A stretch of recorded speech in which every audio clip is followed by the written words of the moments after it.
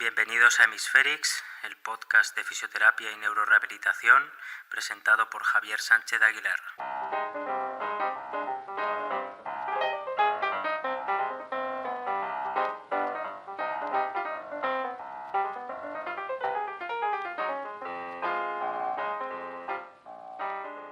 En el episodio de hoy vamos a hablar de la lesión medular y el entrenamiento con sistemas de soporte de peso corporal, una modalidad de tratamiento que cada vez está más en boga y que parece realmente que tiene su lugar asentado dentro de la rehabilitación de lesiones neurológicas, en concreto de la lesión medular. Sabemos que la lesión medular puede generar perfiles de pacientes muy distintos. No hay dos pacientes lesionados medulares iguales, con lo cual de entrada vamos a tener una gran heterogeneidad de perfiles que nos influye en la práctica clínica y también en la investigación. Es muy frecuente que los estudios con pacientes medulares digan que no fue posible tener una muestra homogénea y en ocasiones veremos que incluyen en sus muestras pacientes muy diferentes, con niveles de lesión distintos, clasificación ASIA distinta o niveles de funcionamiento distintos. Todo esto hace que hablar de lesión medular y entrenamiento con soporte de peso no sea fácil, ya que habría que pormenorizar mucho en cada caso o en cada grupo mínimo de perfiles de pacientes. Por regla general, la lesión medular suele generar una gran debilidad muscular, además con la amplia probabilidad de que sea bilateral o incluso que afecte a las 4 extremidades y el tronco. Por tanto, una gran mayoría de pacientes tienen una dificultad mayor o menor en sostener su propio peso corporal. En este episodio nos vamos a circunscribir al entrenamiento de la marcha, pero obviamente los sistemas de soporte de peso pueden ser útiles también en otras situaciones y posiciones, como la propia bipedestación, la sedestación o incluso si el sistema de soporte es versátil en posiciones como el prono. De igual manera, voy a tratar de resumir algunos estudios que se han hecho, tanto en sujetos sanos como en sujetos con lesión medular, para darle un sentido científico y después práctico al entrenamiento con soporte de peso y qué sentido tiene dentro de la rehabilitación de la marcha. Como es una forma de trabajo que suelo utilizar en mi práctica clínica, también durante el episodio iré hablando de mi experiencia. Vamos a ver si conseguimos unir esa experiencia con lo que nos dice la investigación. Antes de empezar a hablar de algunos estudios en sujetos sanos, imaginemos el trabajo con descarga de peso corporal. ¿Qué sentido tiene? Aparentemente es bastante lógico e intuitivo que si un paciente no puede sostenerse por sí mismo, un sistema de soporte de peso le puede ayudar ya que le quita peso. Le descarga parte del peso, por lo cual el esfuerzo que tiene que realizar es menor y las demandas físicas son menores. Esa es la idea básica, ¿verdad? Normalmente colocamos un arnés al paciente con sus cinchas pélvicas y ese arnés se une a una máquina, a una estructura, a un dispositivo que descarga el peso en un cierto porcentaje. Esa idea se cumple a la perfección en el caso de las grúas, pero si pensamos en un paciente que quiere caminar, parece que levantarle, quitarle peso, no es suficiente. El caminar por suelo es una actividad dinámica que demanda traslación del cuerpo y por tanto esa descarga de peso tiene que acompañarse de algo que siga al paciente, que le acompañe y que a ser posible no le entorpezca en la trayectoria que quiere marcar. Ese algo suele ser un raíl en el plano sagital que conecta con el arnés por algún tipo de cable y una percha.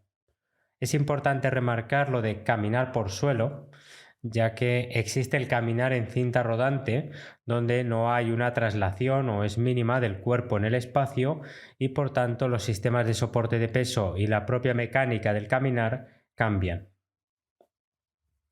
Por tanto, descargar el peso es el aspecto fundamental, pero después tenemos elementos mecánicos, biomecánicos, por supuesto, neurofisiológicos y del entorno, que van a marcar una gran diferencia entre diferentes tipos de entrenamiento, diferentes sistemas de soporte y diferentes combinaciones entre lo que sería la física y la actividad muscular de los pacientes.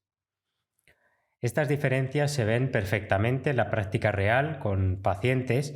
No es lo mismo descargar un 20 que un 40% del peso corporal, no es lo mismo un sistema uniplanar que en 3 dimensiones, no es lo mismo caminar por suelo que caminar en cinta rodante, no es lo mismo un sistema estático que dinámico, no es lo mismo un sistema solo de soporte hacia arriba que un sistema que además tiene facilitación o soporte hacia adelante y atrás. Son distintas variables que dan riqueza al entrenamiento de la marcha y que pueden ser claves para la correcta progresión en la rehabilitación. Durante este episodio, a través de distintos estudios y de mi experiencia, veremos cómo se agrupan todas estas variables a la hora de entrenar con pacientes. He estructurado el episodio en 4 partes. Una primera parte sobre estudios en sujetos sanos sobre los efectos de la descarga de peso, una segunda parte sobre estudios en sujetos con lesión medular sobre los efectos de la descarga de peso, una tercera parte sobre la descripción de dispositivos de soporte de peso, sobre todo los que yo conozco más y aplico en mi día a día, y en último lugar algunas ideas sobre aplicación práctica. Empezamos con los estudios en sujetos sanos sobre los efectos de la descarga de peso. Los estudios que investigan en sujetos sanos sobre todo se refieren a cómo influye la descarga de peso en la actividad muscular y si es posible durante la marcha. A este respecto tenemos varios estudios interesantes. De los estudios sobre soporte de peso en cinta rodante no diremos mucho, pero sí que quería hablar de un estudio, por entonces en 2011 muy visionario, sobre la relación entre propulsión y soporte de peso. Es un estudio de Michael Lewe, que es un fisioterapeuta que tiene muchas publicaciones sobre marcha y propulsión, y justamente en su artículo del 2011 tuvo el objetivo de ver qué ocurría en el tobillo, en su cinética sobre todo, pero también la electromiografía, la EMG, cuando descargaba el peso corporal de sujetos sanos mientras caminaban en cinta rodante a 7 velocidades diferentes. Sin entrar en mucho detalle, los resultados mostraron que a velocidades más lentas la propulsión y la cinética del tobillo no se afectaban al cambiar el soporte de peso. Sin embargo, a velocidades más altas, del orden de más de 0,8 metros por segundo, un aumento en el soporte de peso reducía la propulsión y la potencia de los flexores plantares. La actividad muscular permaneció inalterada al cambiar el soporte de peso en todas las velocidades. Esto tiene consecuencias clínicas, por lo menos a priori, como que el uso de soporte de peso podría ayudar a alcanzar velocidades más altas con las mismas fuerzas de propulsión requeridas a baja velocidad. Luego, mientras que el uso de soporte de peso a velocidad más baja parece no afectar a la marcha, es importante reducir el soporte de peso a medida que el paciente va progresando. La reducción del momento flexor plantar a velocidades más altas sugiere que el uso de soporte de peso en pacientes de alto funcionamiento puede afectar a su capacidad para reaprender la marcha. Por tanto, hay que buscar un equilibrio entre soporte y velocidad. Si nos metemos ya en estudios en suelo, tenemos por ejemplo el estudio de Ariel Fischer y colaboradores del año 2015. Es un estudio sobre los efectos de la descarga de peso en la actividad electromiográfica durante la marcha en suelo. El que hicieran este estudio en suelo no es baladí, tiene su contexto investigador y es que clásicamente se ha asumido que los parámetros biomecánicos de la marcha en cinta rodante y en suelo eran similares, de tal forma que la transferencia del entrenamiento en cinta rodante al suelo pues sería sencilla. Sin embargo, recientemente se ha puesto en duda tal asunción, evidenciando que sí hay diferencias entre la cinta rodante y el suelo. Lógicamente, ¿no? Así, por ejemplo, hay diferencias en la activación muscular del cuádriceps, isquiotibiales y tibial anterior.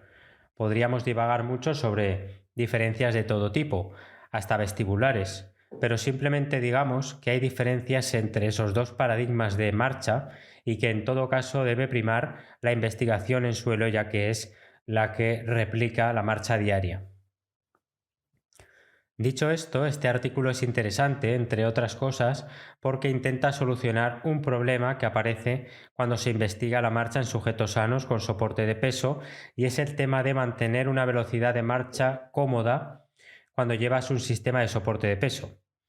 En este caso, el sistema de soporte que utilizan es el Biodex, que es de tipo arco, es decir, es toda una estructura a modo de marco que pesa lo suyo y que incorpora sus barras, su percha y después ya el arnés con la suspensión. Es un sistema que cuesta moverlo, no es como otros de los que hablaremos que no tienen marco, sino que van conectados a unos cables y un rail. En cualquier caso, en este estudio quisieron solucionar ese tema de cómo ir a una velocidad cómoda llevando ese sistema pesado, y para ello utilizaron un cabestrante eléctrico, que es como un cilindro giratorio instalado en la pared frente al sistema Biodex. Un cable que conectaba el cabestrante a través de un sistema de poleas al dispositivo Biodex tiraba del sistema por el suelo a una velocidad constante. Entonces, una vez solucionado el problema de la velocidad, lo que hicieron fue medir la marcha con electromiografía a 15 sujetos sanos caminando a velocidad cómoda. También midieron la cinemática con un sistema de captura de movimiento, que el beacon, el clásico beacon, las fuerzas de reacción contra el suelo con unas plataformas de fuerza, y todo eso lo hicieron con una descarga de peso del 0, 15 y 30%. La primera hipótesis del estudio asumía que la marcha en suelo con hasta el 30% de soporte modificaría los parámetros electromiográficos y la activación muscular pico. Esto se confirmó para el tibial anterior, gemelo externo y vasto lateral, con una relación inversa de tal forma que a mayor descarga de peso, menor actividad muscular. La mayor modificación en el pico de activación ocurrió en la fase de apoyo. La segunda hipótesis también se confirmó en el estudio. Consistía en que una reducción de hasta el 30% del peso no cambiaba el patrón de activación de electromiografía. El patrón, que no la actividad muscular pico o la intensidad. Y efectivamente así fue. Estos resultados tienen algunas implicaciones para la rehabilitación, dicen los autores. En primer lugar, los pacientes con debilidad muscular pueden entrenar de manera segura con una descarga de hasta el 30% del peso corporal. En segundo lugar, la disminución de la actividad muscular implica menor esfuerzo por parte del paciente en determinados momentos del ciclo de la marcha, como la propulsión en el despegue, donde muchos pacientes no pueden propulsar todo su peso, pero sí pueden parte de él, o en la fase de balanceo, donde un tibial anterior débil puede condicionar un tropiezo. Conforme el paciente va fortaleciendo sus músculos, va mejorando, va requiriendo menor soporte de peso, y como la descarga de peso no altera el patrón de marcha, por lo menos hasta un 40%, el retorno al caminar sin soporte se hace de forma más directa y funcional. Otro estudio interesante del que hablar, que además nos introduce uno de los sistemas de soporte más avanzados para el año en el que estamos, 2022, es el de Alisa Fenuta y Audrey Hicks, de la Universidad McMaster de Canadá. Es un estudio del 2014 sobre la activación muscular durante la marcha con soporte de peso utilizando el dispositivo Zero G. Lo detallaremos más adelante, pero básicamente el Zero G es un sistema dinámico sin estructura, ¿no? Sin marco, que trata de superar los paradigmas estáticos justamente de soporte de peso y de eliminar la fuerza de arrastre que afectaría a la marcha. Este estudio es el primero en investigar los efectos del soporte de peso en la activación muscular durante la marcha utilizando ese dispositivo Zero G. Para ello evaluaron a 13 sujetos sanos con electromiografía y unos sensores en el pie mientras caminaban a diferentes porcentajes de soporte de peso a velocidad normal. En cuanto a los resultados, diremos lo siguiente. En primer lugar, los perfiles de electromiografía para los diferentes porcentajes de soporte de peso eran bastante similares, aunque hubieron diferencias significativas con respecto a la amplitud. Es decir, los patrones eran similares, solo que obviamente a menor soporte de peso, mayor amplitud de la señal. El soporte de peso clave para la reducción de actividad muscular fue 40% o más del peso corporal. Al 80% se reducía la actividad muscular media en un máximo de 23,7%. Si miramos individualmente cada grupo muscular, el gemelo interno redujo su actividad significativamente a partir del 40% y el recto femoral y tibial anterior a partir del 60 a 80. Aunque el gemelo interno fuera el primer grupo muscular en el apoyo del talón en ser afectado por el aumento del soporte de peso, el recto femoral fue el más afectado por el soporte de peso, con una disminución de casi 63%, con un 80% de soporte respecto al valor basal. En segundo lugar, en cuanto a la proporción del ciclo de la marcha en fase de apoyo y oscilación, a mayor soporte de peso aumenta el ciclo de la marcha y a partir del 40% sobre todo de la fase de oscilación. Estos resultados son consistentes con investigaciones previas. El porcentaje clave de soporte de peso a partir del cual la actividad muscular cambia significativamente es el de 40%. En esta ocasión, los músculos más afectados por el soporte de peso son los flexores plantares y flexores de cadera, y no tanto los extensores de cadera y flexores dorsales. Pasamos a hablar sobre los estudios en sujetos con lesión medular sobre los efectos de la descarga de peso. En este apartado, ya sobre los efectos de la descarga de peso en pacientes, podríamos hablar de estudios concretos, pero he preferido primero hablar de 3 estudios descriptivos, luego revisiones generales de intervención y finalmente quizás mencionar algunos estudios concretos, algunos estudios paradigmáticos que podríamos considerar clásicos. Empezamos con los estudios descriptivos y aquí tenemos los de Fenuta y colaboradores del 2014, Easthope y colaboradores del 2018 y Apte y colaboradores también del 2018. El estudio de Fenuta es muy interesante, trata sobre diferentes sistemas de soporte de peso en pacientes con lesión medular incompleta, viendo los cambios en la electromiografía, frecuencia cardíaca y consumo de oxígeno. En concreto, miden esas variables tras 2 minutos de marcha sobre el Lokomat, sobre el Zero G y sobre una cinta de marcha manual, que es caminar sobre cinta con un arnés simplemente. Este estudio buscaba saber con qué tipo de entrenamiento se influye más a nivel muscular, metabólico y cardiorrespiratorio. La hipótesis se puede intuir. El entrenamiento en suelo con el Zero G es el que más activación muscular genera durante la marcha. Hicieron mediciones en el ergómetro de brazos, también en el Lokomat, caminando con el Zero G y de manera aleatoria, tanto pacientes como sujetos sanos fueron realizando los 3 tipos de entrenamiento de marcha. Importante decir que el entrenamiento en Lokomat se hizo con 100% de fuerza de guía, que quienes sabemos manejar Lokomat sabemos que es que las órtesis robóticas asisten a todo el movimiento de las piernas. En cuanto a los resultados, de manera contraria a la hipótesis del estudio, tanto el entrenamiento manual en cinta rodante como el Zero G generaron demandas similares en comparación con el Lokomat. No hubo una predominancia del Zero G. El soporte de peso medio durante las sesiones fue del 43%. Las sesiones con el Zero G y en cinta requirieron más del 50% del consumo máximo de oxígeno para el grupo de lesión medular, lo cual entra dentro del umbral anaeróbico, conllevando una rápida fatiga. Cosa que no ocurrió en sujetos sanos, que demandaban en torno a un 30% del consumo máximo de oxígeno. En cuanto a la actividad muscular, a la activación muscular en pacientes, la cinta permitió una mayor activación en general que el Zero G y el Lokomat, sobre todo los isquiotibiales, en concreto el bíceps femoral.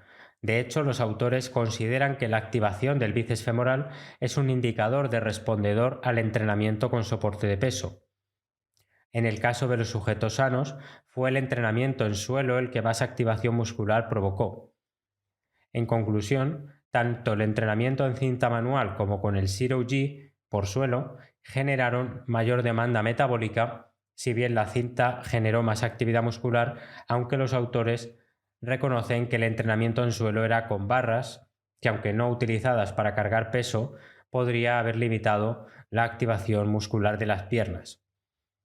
En cualquier caso, se ratifica que el Locomat no sirve en modo pasivo, sino que debe ser activo, manejando parámetros, aunque es cierto que el Locomat sea para una fase quizás más inicial de la rehabilitación de la marcha.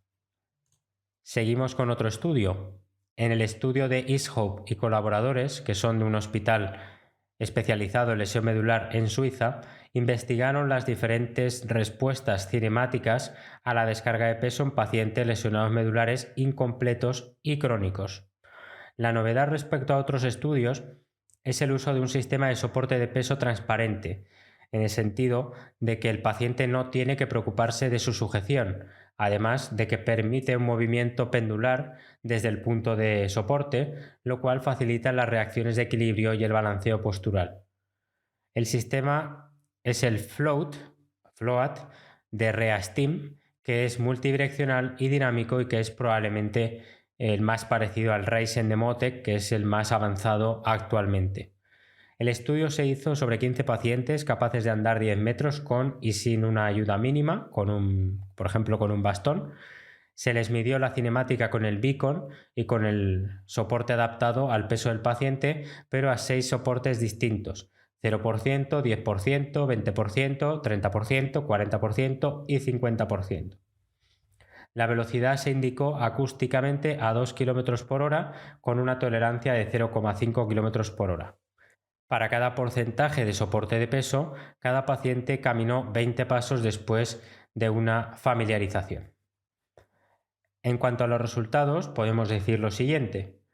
Los pacientes adaptaban los parámetros temporales de marcha, especialmente el tiempo de apoyo y de doble apoyo, de manera similar a los sujetos sanos con el aumento del soporte de peso. Con la descarga de peso, el tiempo de apoyo se aumenta.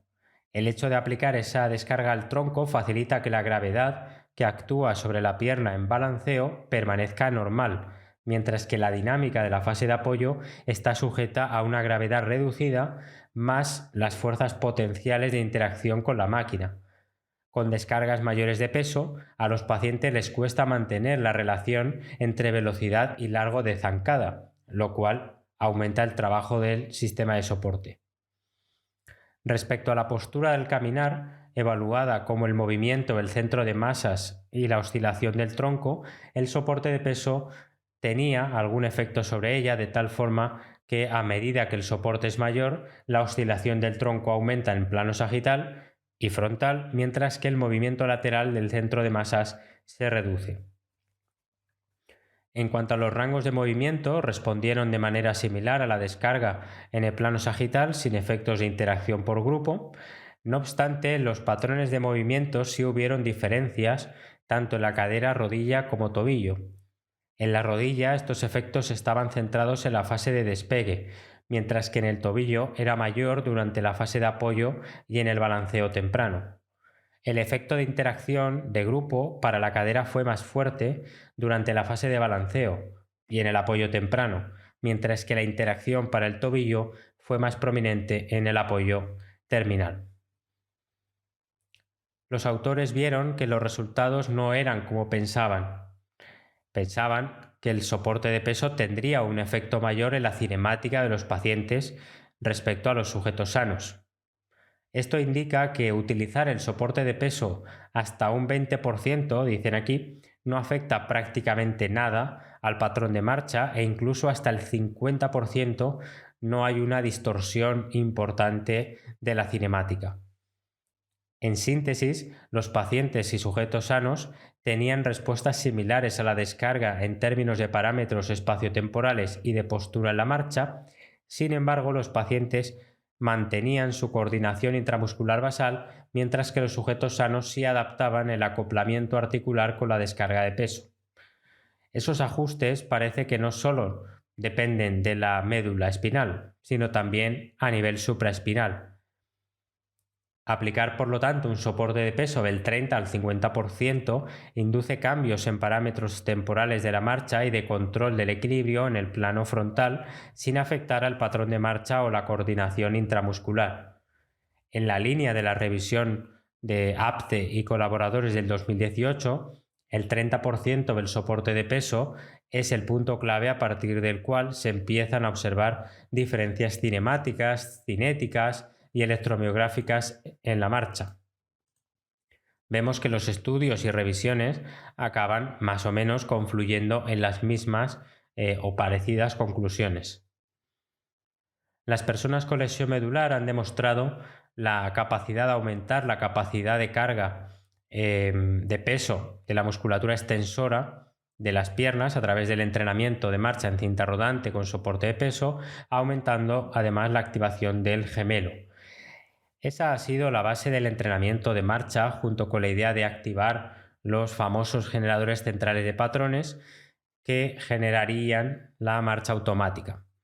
En este sentido, es interesante ahora ahondar en las revisiones sobre la terapéutica con sistemas de soporte de peso. La revisión más reciente que yo he encontrado es la de Sandra Escribano Ardura y colaboradores del año 2020 y publicada en Revista de Neurología. Parten de revisiones anteriores que analizaban la efectividad del entrenamiento de marcha en cinta rodante con soporte de peso en lesión medular incompleta, mostrando resultados positivos, aunque no se metían con variables espaciotemporales de marcha, resistencia, equilibrio y fuerza. Es por eso que en esta revisión querían incluir tales variables. Y lo hacen cogiendo los estudios de entrenamiento en cinta rodante con soporte de peso versus la fisioterapia convencional o entrenamiento con soporte de peso pero en suelo. La revisión incluyó 147 sujetos y la mayoría eran lesionados incompletos crónicos Asia C o D, con niveles de lesión entre C2 y L2. Las valoraciones aplicadas diferían con escalas como la de Berg, Tinetti, la ABC Scale, la escala LEMS, escala de alcance funcional, además de los parámetros de marcha. Las intervenciones fueron variadas, siempre con entrenamiento de marcha en cinta rodante con o sin algo añadido, como estiramientos, movilizaciones, fortalecimiento muscular, y las del grupo control, como dijimos antes, consistieron en entrenamiento de marcha en suelo o la tan famosa llamada fisioterapia convencional. La duración aproximada de las intervenciones fue entre 8 y 12 semanas y de 1 hora a 1 hora y media de duración por sesión. Si sintetizamos los resultados, podemos decir en primer lugar que la muestra de los estudios fue baja, de entre 20 y 40 sujetos, con heterogeneidad en edad, nivel de lesión y duración de esta. Respecto a las mediciones, la velocidad fue la más estudiada y el resto fueron diferentes. Los resultados mostraron mejoras significativas en los parámetros espaciotemporales, pero no se presentaron de forma homogénea. Solo 2 estudios observan que el entrenamiento de marcha con soporte de peso en cinta rodante es superior al grupo control. En las medidas de resistencia, equilibrio y fuerza muscular se observaron mejoras en el grupo experimental, pero en la mayoría de los casos no llegaron a ser significativas respecto al control. Por tanto, parece que el entrenamiento en cinta rodante tiene sus ventajas y fortalezas, pero no tanto en fortalecimiento, equilibrio y funcionalidad, sino más bien en la cinemática pura y dura y en lo que es la práctica masiva de caminar que permite instaurar pues un cierto patrón determinado. Parece que el entrenamiento en suelo sigue siendo un imprescindible para mejorar en el resto de aspectos. En una revisión previa de Cristina Morawiecz del año 2013 sobre los efectos del entrenamiento locomotor en la lesión medular incompleta, resalto la síntesis que hace sobre 4 tipos de entrenamiento: cinta rodante con soporte de peso sin asistencia o con asistencia, cinta rodante con soporte de peso y electroestimulación funcional, entrenamiento en suelo con soporte de peso y FES o sin FES. electroestimulación funcional, FES. Parece ser que el entrenamiento en suelo con electroestimulación funcional es el más efectivo para lograr mayor distancia al caminar. Aún así, ya en 2013 sabíamos que las intervenciones son tan variadas y los pacientes tan distintos que es muy difícil establecer un gol estándar de tipo de entrenamiento. Es más, en la revisión de Monique Wessels del 2010 también ya se decía que el entrenamiento en suelo tenía mejores resultados que en cinta, si se comparan, pero que eran necesarios más estudios y que desde el punto de vista clínico lo ideal sería combinar ambas modalidades de entrenamiento. Si ahondamos en estas revisiones encontramos algunos artículos que podríamos catalogar como paradigmáticos, clásicos, y me gustaría resaltar dos de ellos. El primero de ellos es un artículo de Carla Neugen, de Nienke Terjueve y de Edel Fielfote, que veremos luego que es una gran referente, ¿no? Edel Fielfote es fisioterapeuta. Este estudio es de 2009 y estas tres autoras son referentes en este campo. Este estudio fue pionero por evaluar la calidad de la marcha y los efectos de diferentes tipos de entrenamiento, como en cinta rodante, en suelo, utilizando estimulación funcional, eléctrica, asistencia manual, etc. Este estudio fue útil para darse cuenta de que la forma de entrenamiento no influía tanto en la cinemática de la marcha, que fue la medida de calidad, aunque es cierto que la asistencia robótica es más pasiva y no conlleva tan buenos resultados. Compararon además esta calidad de marcha con sujetos sanos y tras la intervención de 12 semanas, ambos grupos se parecían más que al comienzo.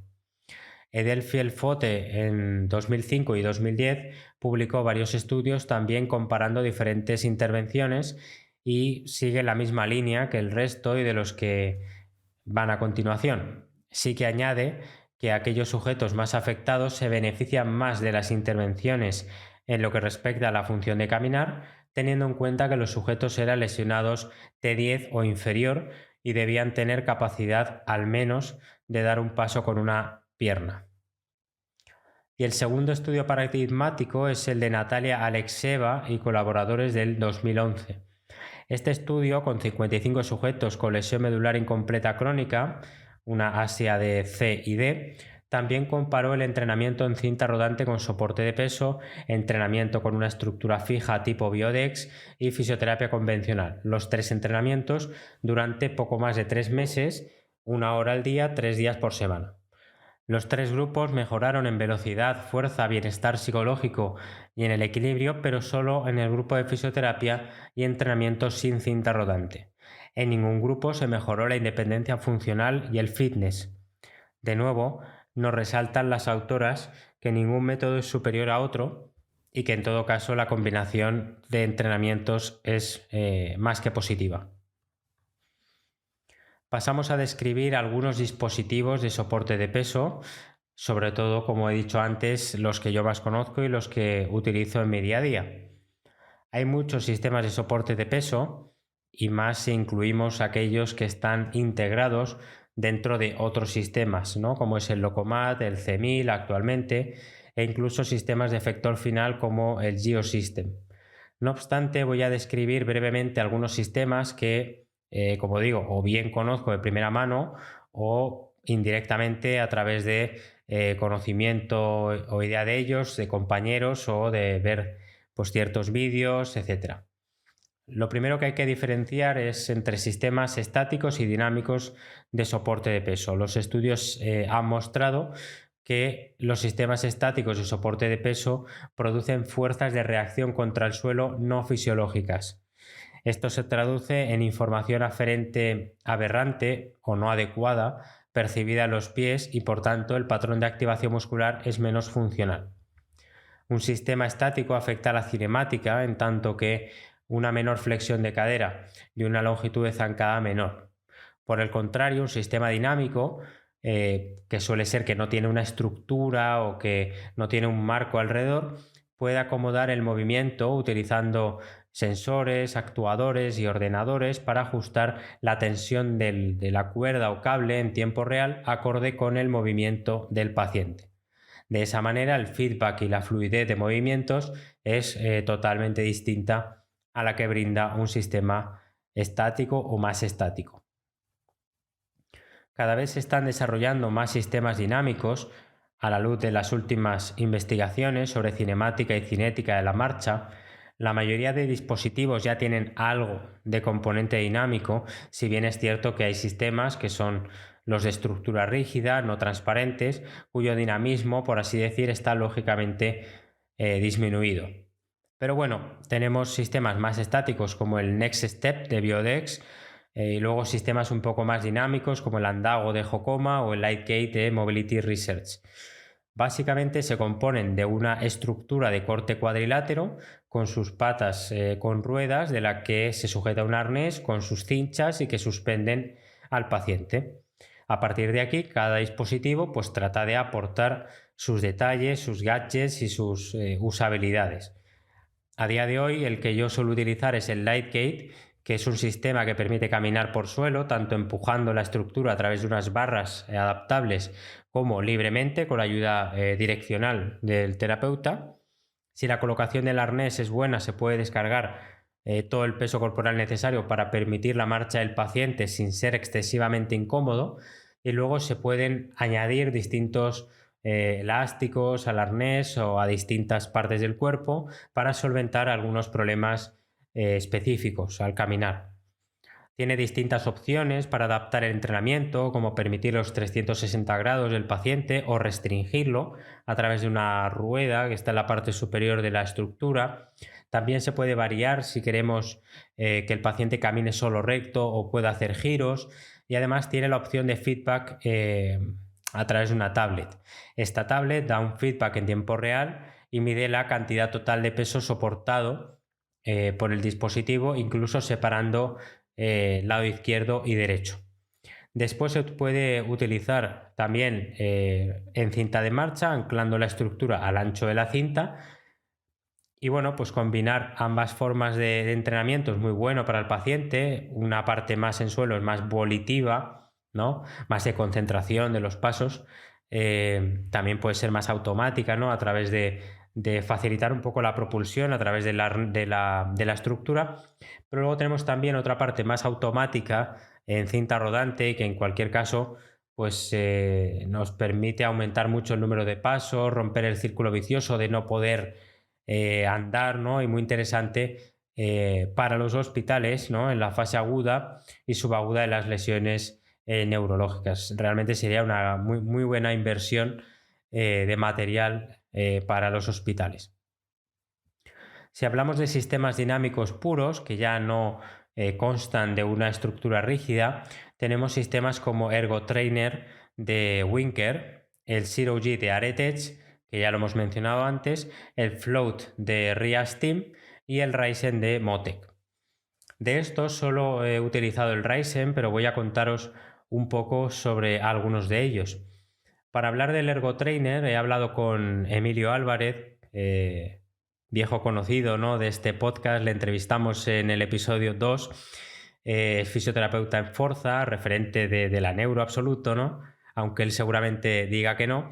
Y bueno, pues él utiliza este dispositivo junto con su compañera María Tobar en su clínica. El Ergotrainer es un sistema de soporte de peso dinámico que consta de una estructura en H de 7 metros de largo, 4 metros de ancho y una altura de 4 metros del suelo. Me cuenta Emilio que es un sistema con un mecanismo de descarga más arcaico, basado en un sistema hidráulico con una bomba de aire conectada a una grúa, y en el momento en el que tú le dices al sistema que quite o ponga más aire, el sistema hidráulico lo que hace es elevar a través de un palo dinámico al paciente. Esto tiene sus pros y sus contras. Lo bueno es la rapidez y sencillez de uso, porque el mando es muy básico, permitiendo bajar la percha para colocar al paciente y luego descargarle el peso que se considere. El contra más importante es la falta electrónica, ¿no? Es un sistema prácticamente mecánico que no tiene, como veremos ahora con otros dispositivos, esa asistencia o resistencia horizontal, ese acompañamiento. Otro contra que quizás afecte a ciertas clínicas es la falta de altura, porque Ergotrainer necesita mínimo 3 metros de altura para que al final sea efectivo, ¿no? Hacer distintas actividades. Una ventaja no técnica que tiene el Ergotrainer es la posibilidad económica, ya que pues, si nos vamos a un Ryzen, a un Zero G, no os imagináis el precio al que asciende. Esto aplica también a clínicas de pequeño y mediano tamaño, donde quizás tener un sistema más grande y de arco como Lightgate sería o es logísticamente imposible. A nivel de trabajo, si se organiza bien el espacio, permite trabajar desde tareas en suelo hasta en altura, tareas de equilibrio, fortalecimiento, marcha en cinta rodante. De hecho, el brazo hidráulico da muy buenas sensaciones dinámicas a la hora de caminar.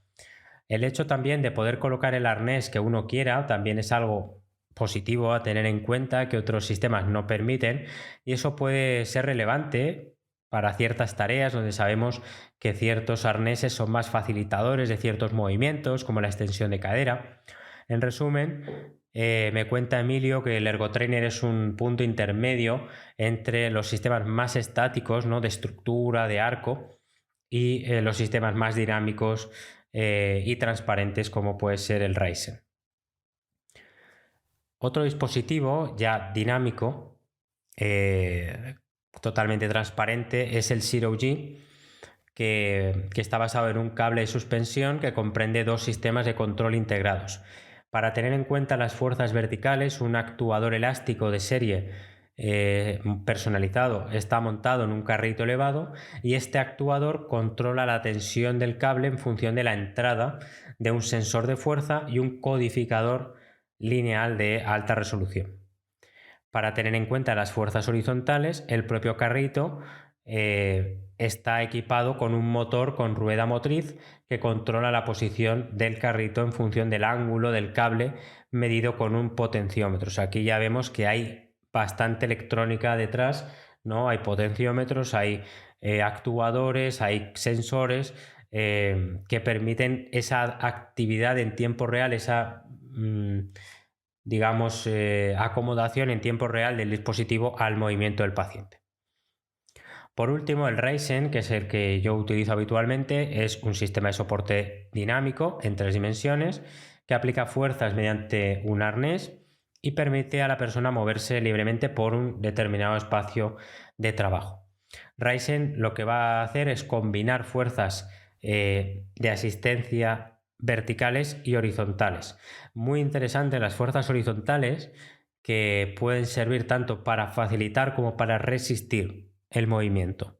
En pacientes con mucho déficit de propulsión, por ejemplo, el establecer unas fuerzas horizontales positivas que faciliten el desplazamiento del centro de gravedad hacia adelante ayuda mucho a la marcha de estos pacientes, ya que cojan inercia y vayan consiguiendo caminar con menos asistencia física. Ryzen permite un entrenamiento seguro, practicar tareas complejas, dando variabilidad de patrones de movimiento, aumentando las demandas de equilibrio y facilitando la interacción con el entorno. Me gustaría resaltar algunos aspectos técnicos del Ryzen. El primero de ellos es que en el Ryzen están desacoplados los grados de libertad entre los motores. Están los motores lentos y de torque alto para el movimiento vertical, y motores rápidos y de torque bajo para el movimiento horizontal. ¿Esto qué significa? En ese detalle está una de las claves, si no la más importante, de la tan buena interacción humano-máquina de la que hablaremos ahora. En ese sentido, se ha visto en estudios que las fuerzas horizontales requeridas son muy pequeñas en magnitud en comparación con las verticales, mientras que los picos de velocidad de las verticales son menores que las horizontales. Es por eso que los actuadores necesitan ser capaces de generar grandes torques de fuerza, así como altas velocidades, resultando en requerimientos de potencia tremendos, aunque la potencia neta transmitida al paciente sea mucho menor. De ahí la necesidad del desacoplamiento de los motores. Mientras uno genera energía, el otro la disipa. Y eso requiere, por lo visto, porque yo no soy ingeniero, de una gran instalación eléctrica. Este desacoplamiento ayuda mucho a la transparencia del dispositivo, de tal manera que parece que las fuerzas se compensan entre sí y no hay una sensación de externalidad del dispositivo. Por tanto, hay un desacoplamiento de grados de libertad entre los motores. Los motores no tiran igual en vertical que en horizontal. Necesitamos un fuerte torque en vertical para suspender, pero un motor lento, mientras que para el motor horizontal necesitamos que sea rápido, pero de un torque bajo, para que se amolde a la cinemática, a los movimientos, ¿no?, del paciente. Y el otro aspecto técnico es la libertad en el plano frontal, cosa que no tiene, por ejemplo, el Zero G. Esto mejora mucho la experiencia del equilibrio dinámico, ya que no hay un efecto de estabilización similar a un péndulo en el paciente en dirección lateral, que puede obstaculizar algunas tareas. Probablemente lo que haga el Ryzen especial, aparte de, bueno, añadido a toda la electrónica, a toda la ingeniería que hay detrás, es lo bien trabajado que está el concepto de interacción humano-máquina o humano-robot.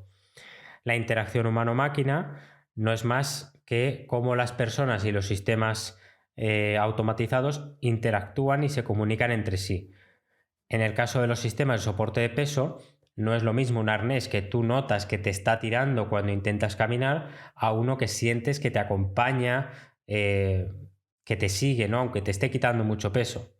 Es también una libertad secundaria, esa interacción tan fluida, ¿no?, entre dispositivo y paciente, que tanto facilita muchas tareas, no solo el caminar, que también puede ser demasiado difícil para manejar para el paciente.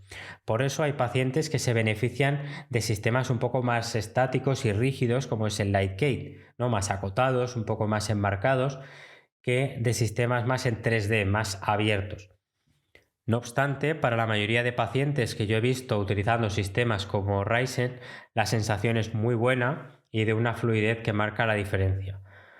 Tiene un límite, claro está, si el paciente corre, hace movimientos excesivamente bruscos o tiene muchas limitaciones físicas, el sistema no es perfecto y la interacción no es tan buena y tan precisa. Pero bueno, la gran mayoría de pacientes se benefician mucho de esta interacción humano-máquina, ¿no? A través de un móvil, esto es un aspecto muy positivo, se puede controlar la descarga de peso, las fuerzas horizontales y también distintos módulos de tareas. El Ryzen no es solo para caminar, sino que tiene además módulos de ponerse de pie, de sentarse, de equilibrio, de escaleras, de tal forma que el sistema se adapta a esas tareas y tendrá ciertos algoritmos de las fuerzas, de los torques en distintos planos para, digamos, permitir un movimiento fluido.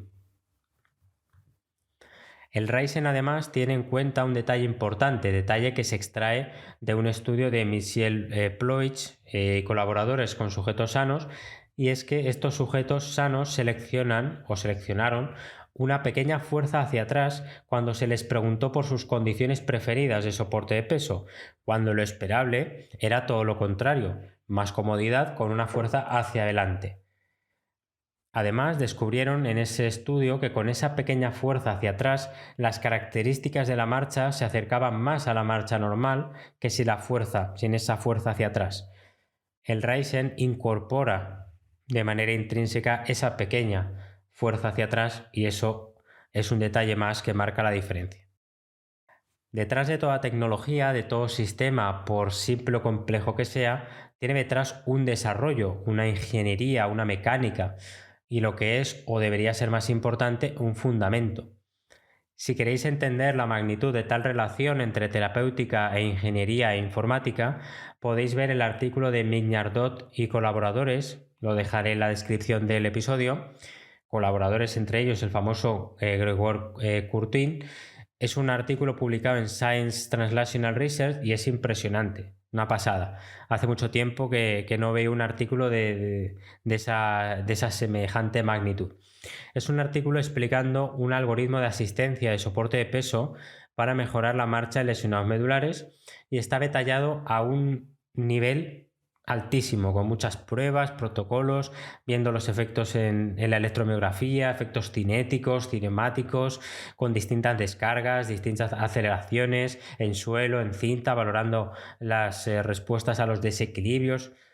Una pasada. Además, el artículo está acompañado de muchas imágenes, gráficas, vídeos de material suplementario en la web del artículo están accesibles y que ayudan mucho a entender cómo detrás de ciertos sistemas puede haber un gran despliegue de conocimiento y pruebas que quizás pues, los terapeutas que estamos ahí en clínica pues no alcanzamos a ver y a entender y a valorar, ¿no? Todo el trabajo que hay detrás y que luego pues explica lo buenos que son ciertos sistemas y lo mucho que nos ayudan, ¿no?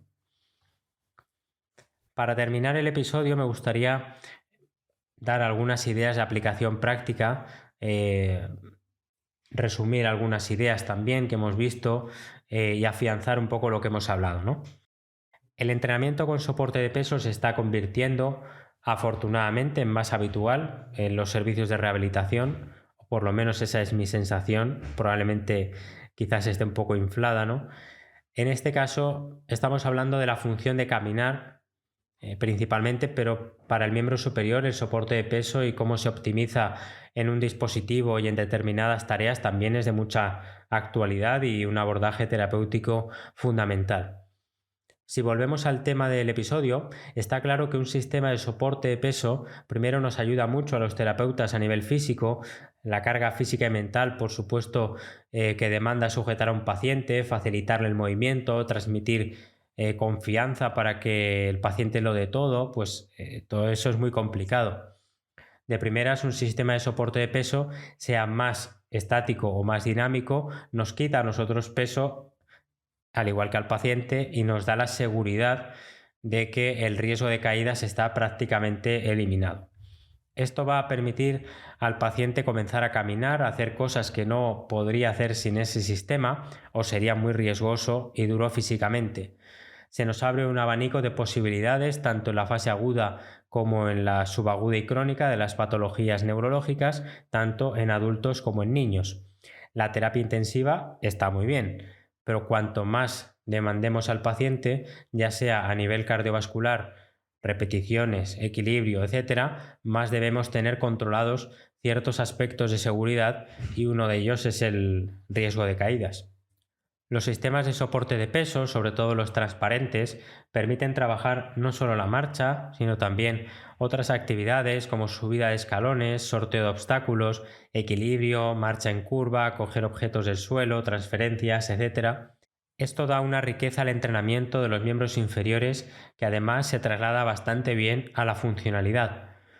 Especialmente en lesionados medulares se puede monitorizar muy bien la cantidad de soporte de peso, las ayudas técnicas que utilizan, desde andadores altos, más bajos, bastones, muletas y por supuesto luego todas las órtesis necesarias.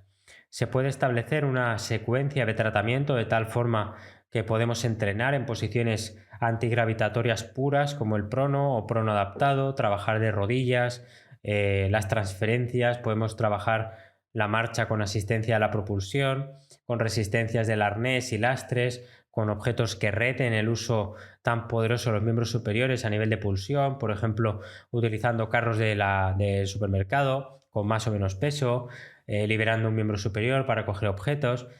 Podemos trabajar los componentes verticales, ver las respuestas vestibulares cuando un paciente se eleva, por ejemplo subiendo escalones. Podemos realizar distintas tareas de coordinación y velocidad con sistemas de tiempo de reacción basados en feedback visual y también podemos entrenar actividades específicas que quizás dan un poco de miedo o inseguridad sin soporte de peso.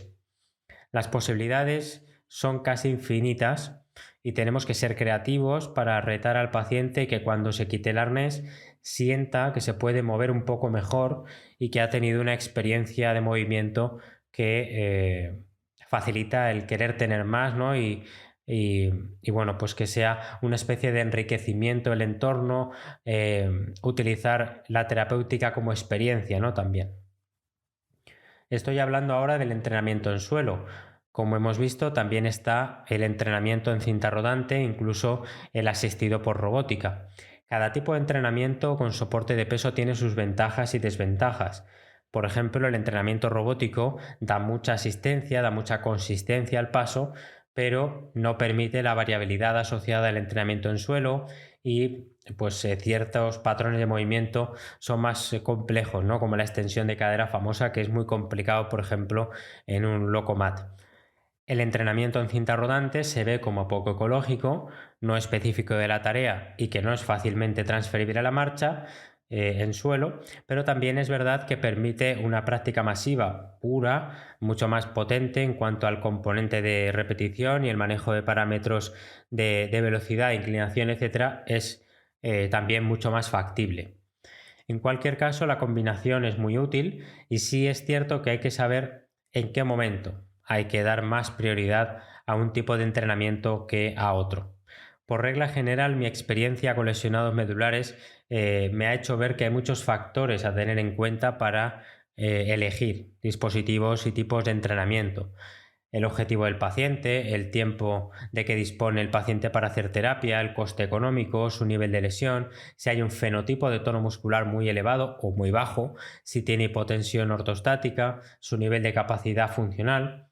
Estoy acostumbrado a ver la progresión en dispositivos para la marcha y es cierto que hay una secuencia que se repite bastante, ¿no? Una secuencia interesante entre Locomat, Lightgate, Ryzen, C1000. El C1000 no lo utilizo con soporte de peso, pero igualmente implica un punto clave ya en el que el paciente ya puede sostener su propio peso, puede hacer el balanceo de las piernas y pues tiene ya cierta propulsión. Hay ciertos aspectos que controlan el paso o la mayor importancia de un sistema a otro. Está claro que el Locomat es el que más asistencia da, pero puede ser útil en fases posteriores también en pacientes que ya están caminando con un andador para seguir haciendo un fortalecimiento muscular funcional durante la marcha, para dar velocidad, para tener feedback. Es decir, el paciente va transitando por los distintos dispositivos sabiendo el objetivo que hay subyacente. Un Lightgate también da mucha sujeción, el soporte de peso puede ser muy alto, pero ya se espera que el paciente tenga un poco de activación en las piernas para avanzarlas y empezar a entrenar en suelo e incluso en cinta rodante. No obstante, en pacientes severamente afectados con apenas activación muscular, también es útil el Lightgate para realizar ejercicios de activación y marcha que no son tan controlables en un Locomat. El Ryzen ya obviamente nos da más libertad de movimientos, nos proporciona 3 dimensiones con unas posibilidades de variabilidad tremendas y ahí se puede conseguir una gran mejora de la independencia funcional si se organizan bien las actividades, incluso no siempre dedicando todo el tiempo a caminar, sino también a ciertas actividades preparatorias de fortalecimiento muscular, de equilibrio, de carga, etc. En todo este trayecto tenemos en mente los estudios sobre electromiografía y cinemática. Sabemos que dar un soporte de peso de más del 40% pues ya altera la cinemática y el patrón normal de marcha. Sabemos que entrenar la marcha con soporte de peso ayuda a una menor actividad requerida en el recto femoral y trícepsural en la fase de apoyo y permite un swing o un avance de la pierna más fácil, con mínima actividad muscular similar a un péndulo. Sabemos que la activación del bíceps femoral es un indicador de respondedor al entrenamiento con soporte de peso. Sabemos que el uso de soporte de peso durante la marcha en cinta rodante puede ayudar a alcanzar velocidades más altas con las mismas fuerzas de propulsión requeridas a baja velocidad. Sabemos que la cinta no es la panacea y que el entrenamiento en suelo, incluso con electroestimulación funcional tipo Fascia Wall, por ejemplo, o si es necesario un dispositivo con parámetros más potentes, es actualmente el tipo de entrenamiento que parece que más ayuda a los pacientes y más les permite transitar o trasladar las mejoras a la vida cotidiana. Esto no es casualidad, es ciencia. La ventaja con el estudio en lesión medular es que nos quitamos muchos problemas que sí encontramos en el daño cerebral, como son los problemas cognitivos, de comunicación, incluso de ideación de movimiento, ¿no? El paciente con lesión medular suele tener muy buena conexión, ¿no?, con la activación muscular que tiene, suele tener la ideación del movimiento muy bien.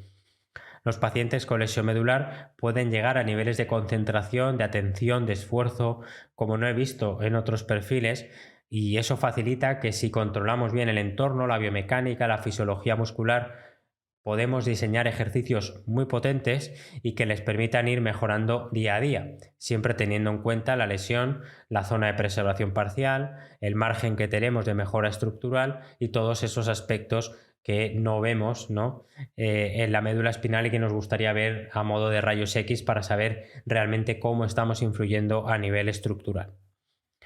Con estas ideas sobre aplicabilidad clínica termino el episodio de hoy. Es un episodio que me ha encantado hacerlo. Tengo que decirlo, desde leer la bibliografía, reflexionar sobre la práctica diaria, hasta cuestionar ciertas ideas sobre cómo se activan los músculos cuando los pacientes se entrenan con soporte de peso. Espero que os haya gustado. Sé que el formato audio se queda corto en estos casos porque siempre está bien ver en imágenes ejemplos de entrenamiento, pero igualmente espero que os haya inspirado, ayudado a entender cómo funciona esta área de conocimiento y terapia, y os invito a leer la bibliografía para indagar un poco más en ello. Solo me queda recordaros que podéis haceros mecenas de Patreon para apoyarme económica y moralmente para seguir haciendo este podcast. Os podéis beneficiar de ciertos contenidos exclusivos dependiendo del nivel de suscripción, como por ejemplo tener el texto de este episodio íntegro con imágenes y en formato PDF. En cualquier caso, gracias por estar ahí, gracias por seguir Hemispherics. Gracias por el feedback que me dais y nos vemos en el siguiente episodio.